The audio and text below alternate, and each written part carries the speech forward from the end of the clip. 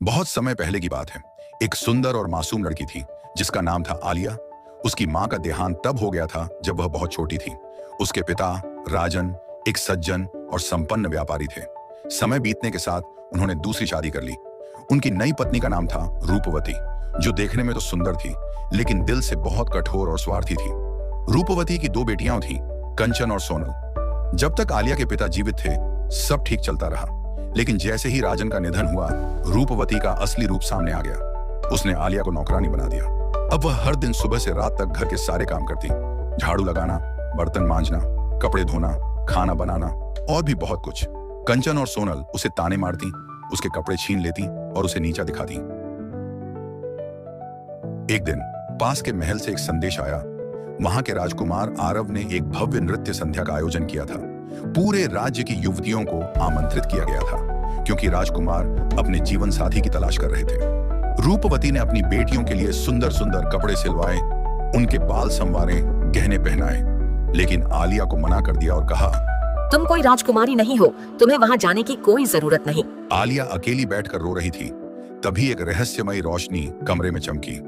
उसकी जादुई दादी माया दादी प्रकट हुई। माया दादी आलिया की मां की पुरानी सखी थी और उनके पास जादुई शक्तियां थीं। उन्होंने आलिया से कहा, तुम इस शाम के लिए राजकुमारी से कम नहीं, चलो तुमको तैयार करते हैं।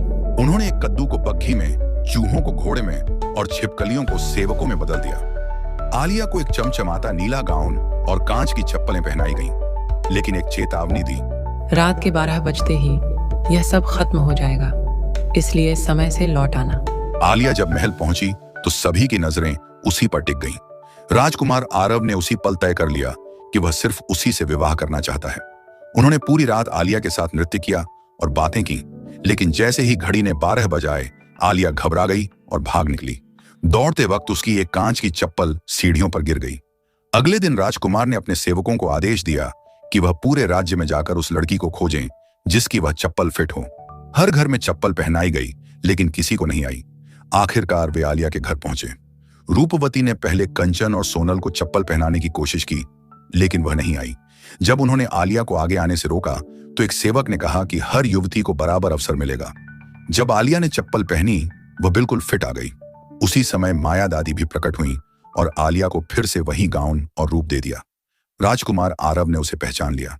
कुछ ही दिनों बाद राजकुमार आरव और आलिया का विवाह हुआ। आलिया फिर कभी अकेली नहीं रही। न वह काम करने के लिए मजबूर हुई, न उसे ताने सुनने पड़े, और वे दोनों सुखपूर्वक जीवन बिताने लगे।